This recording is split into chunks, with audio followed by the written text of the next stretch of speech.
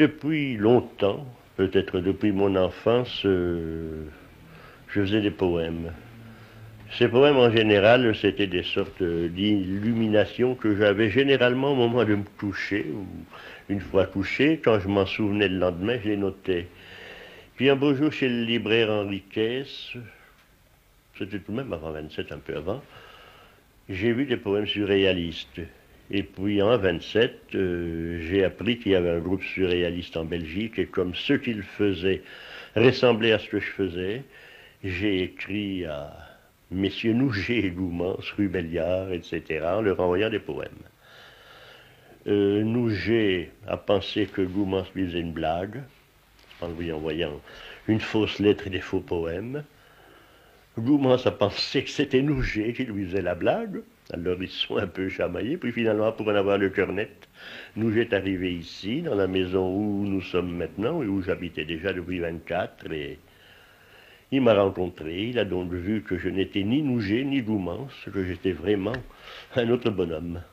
Et petit à petit, vous êtes entré dans le groupe. Et tout de suite, le dimanche d'après, mettons qu'il soit venu ici le mercredi, le dimanche d'après j'ai rencontré les autres, Mézins, Magritte, Orman, Nouget, Goumans, et leurs épouses ou amies, dans un petit café près de la Bourse, à côté du Sirio, je ne sais plus comment s'appelait le café.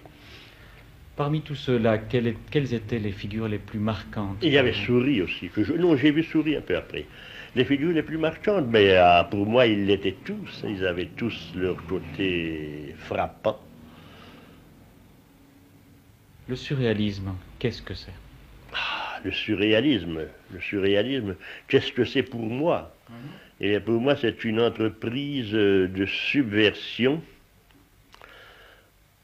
grâce à des moyens littéraires, disons poétiques, à des moyens artistiques et à certaines manifestations qui ne sont ni littéraires ni artistiques, qui sont comme des manifestations de rue par exemple, ou des interventions contre des manifestations littéraires ou poétiques de l'autre bord. Vous ne vouliez pas être un écrivain public? Ah non, pas du tout. Le surréalisme, c'est aussi la conquête de la liberté. Eh bien oui, enfin, la subversion pour la liberté, pour la libération de l'homme de tous les tabous qu'il enserre dans notre monde occidental. Parmi le surréalisme, quelle fut votre action? Eh bien, mon action a surtout été d'écrire des poèmes et de préfacer des expositions d'art. J'ai rarement participé à des mouvements de groupe dans la rue, parce que ça ne m'intéressait pas, parce que ça m'embêtait. À propos des préfaces, vous pensez, je suppose, à celle que vous avez faite pour Magritte. Notamment, oui. Magritte, c'est le plus grand peintre pour vous, surréaliste? Oui, bien sûr. Oui, c'est un des 4 ou 5 grands peintres que l'humanité compte. Aujourd'hui, nous connaissons, pour ce qui est du surréalisme, une sorte de consécration par les officiels, au fond Hélas, ceux qui étaient vos ennemis. Hélas, oui. Comment vous expliquez-vous ce paradoxe? Je ne l'explique pas, je ne sais pas. Je constate une chose qui est déplorable. Le surréalisme qui avait voulu conquérir le monde a été conquis par le monde. C'est ce qu'on appelle de la récupération. De la récupération probablement, oui, ou c'est une sorte de retour de la dialectique du monde.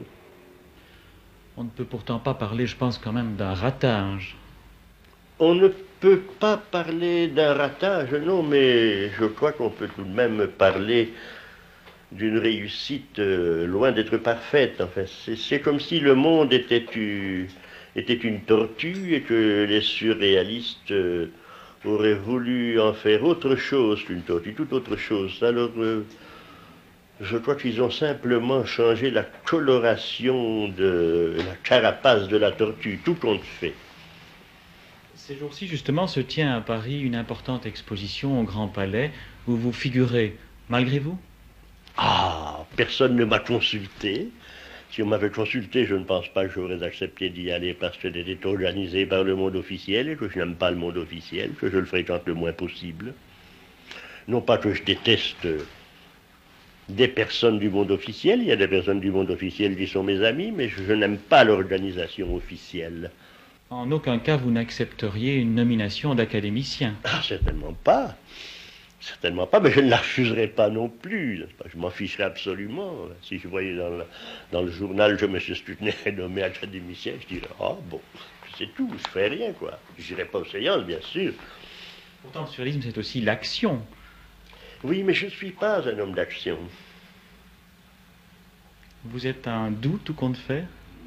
Ben, j'ai dit, je crois que vous l'avez dit tout à l'heure, que j'étais sentimental en colère. Hein.